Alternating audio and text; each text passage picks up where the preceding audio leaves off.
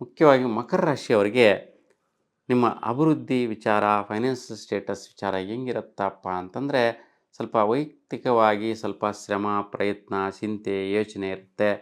ಕೆಲವೊಂದು ಪ್ರಯತ್ನದಾಯಕ ಫಲಗಳು, ಅನುಕೂಲಗಳು, ಆದಾಯಗಳು ಲಭಿಸುವಂತಹ ಸ್ಥಿತಿ, ಇಂಡಿವಿಜುವಲ್ ಆಗಿ ಮೂಮೆಂಟ್ ಚೆನ್ನಾಗಿರುತ್ತೆ.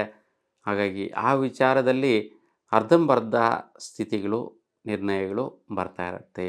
ಹಾಗಾಗಿ ಮನಸ್ಸಿಗೆ ಅರ್ಧ ರಿಸಲ್ಟು, ಅರ್ಧ ರಿಸಲ್ಟ್ ಇಲ್ಲ. ಪ್ರತಿಫಲ ಇದೆ, ಇಲ್ಲ ಅನ್ನುವಂಥ ಸ್ಥಿತಿಯಲ್ಲಿ ಇರ್ತೀರ. ಅದಕ್ಕೆ ಕನ್ಫ್ಯೂಷನ್ ಜಾಸ್ತಿ ಇರುತ್ತೆ. ವಕ್ರಸ್ಥಿತಿ ಮನಸ್ಥಿತಿ ಇರುತ್ತೆ.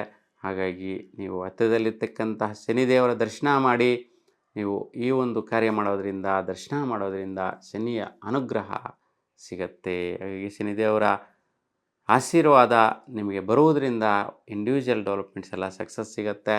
ಇನ್ನು ಫೈನಾನ್ಷಿಯಲ್ ವಿಚಾರದಲ್ಲಿ ಕೊಡೋರೆಲ್ಲ ಕೊಡ್ದಿರ ರಿವರ್ಸ್ ಮಾಡ್ತಾ ಇರ್ತಾರೆ. ನಿಮಗೆ ಯಾವುದೇ ರೀತಿ ದುಡ್ಡು ಕಾಸು ವಿಚಾರದಲ್ಲಿ ನಿಮಗೆ ಮಾತಾಡ್ತಾರೆ ಹೊರತು ಸೆಟ್ಲ್ಮೆಂಟ್ಸು ಬೇಗ ಆಗ್ತಾ ಇರಲ್ಲ, ನಿಧಾನ ಆಗ್ತಾ ಇರುತ್ತೆ. ದುಡ್ಡು ಬರೋ ವಿಚಾರದಲ್ಲಿ ಅವ್ರು ಹೇಳಿರ್ತಕ್ಕಂತಹ ಡೇಟು ಟೈಮ್ಗೆ ನಡ್ಕೊಳ್ತಾ ಇರಲ್ಲ.